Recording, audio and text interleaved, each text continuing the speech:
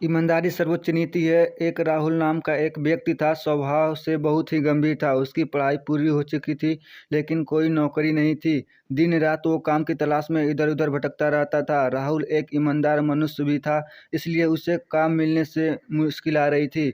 दिन इतने खराब हो चुके थे कि उसे मजदूरी करनी पड़ी। रोजी रोटी के लिए उसके पास अब कोई विकल्प नहीं था। राहुल पढ़ा लिखा था, जो उसके व्यवहार से साफ जाहिर होता था। एक दिन एक सेठ के घर राहुल मजदूरी कर रहा था। सेठ का ध्यान राहुल के ऊपर ही था। सेठ को समझ आ रहा था कि राहुल एक पढ़ा लिखा समझदार लड़का है, लेकिन परिस्थितिवश उसे ऐसे मजदूरी के काम करना पड़ रहा है। सेठ को अपने एक विशेष काम के लिए एक ईमानदार व्यक्ति की ज़रूरत थी। उसने राहुल की परीक्षा लेने की सोची।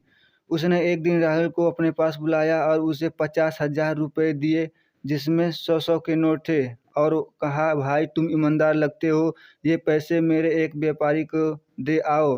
राहुल ने ईमानदारी से पैसे पहुंचा दिए।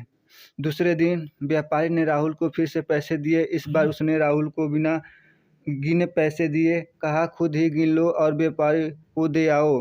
राहुल ने ईमानदारी से काम किया।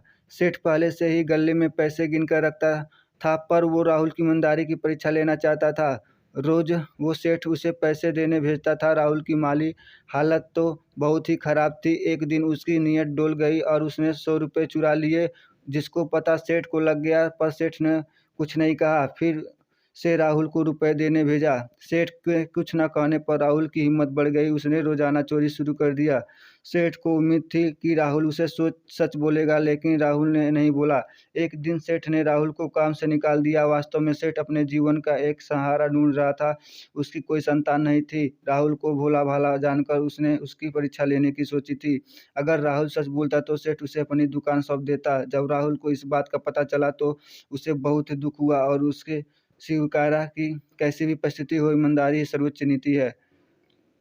दोस्तों, कैसा भी मुकाम आए, व्यक्ति को ईमानदारी का साथ नहीं छोड़ना चाहिए। ईमानदारी जीवन की वो कमाई है जो मुश्किल है, लेकिन कभी गलत अंत नहीं देती। मेरा ही एक उदाहरण आपको देती हूँ। जब मैं आपको ब्लॉगिंग का काम शुरू किया तो मैं अपनी हर गलती अपने बॉस को बता देती थी। मैंने उनसे डांट करके सब कुछ नहीं सीख पाया। कभी कभी बहुत बड़ी बड़ी गलतियाँ की और डांट भी खाई, लेकिन कभी भी छिप पाया नहीं। उसका परिणाम यही रहा कि मेरे साथ काम शुरू करने वाले सभी लोगों को कुछ ही दिनों में हटा दिया गया, लेकिन गलतियां करने के बावजूद मुझे कभी काम से नहीं हटाया।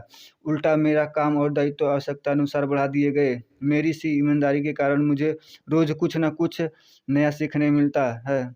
मेरी गलतियों का सिलसिला आज भी बरकरार है, जिसके कारण मुझे भी हटा दिया जा सकता है, लेकिन ईमानदारी के कारण मेरी उन गलतियों को हंसकर टाल दिया जाता है। मेरे जीवन अनुभव के आधार पर मैं आप सभी से कहना चाहूँगा कि ईमानदारी सर्वोच्च नीति है। आप सभी को पढ़ा लेना चाहिए, कैसी भी परिस्थिति हो, लेकिन ईमानदारी का दामन कभी न छोड़े। आपको मेरे द्वारा लिखी कहानी ईमानदारी सर्वोच्च नीति एवं मेरे जीवन से जुड़ी यह बात कैसी लगी, कमेंट में ज़रूर बताएं, और मेरे इस स्टोरी को लाइक ज़रूर करें और शेयर भी करें, और साथ ही साथ मेरे यूट्यूब चैनल को सब्सक्राइब भी करें। धन्यवाद।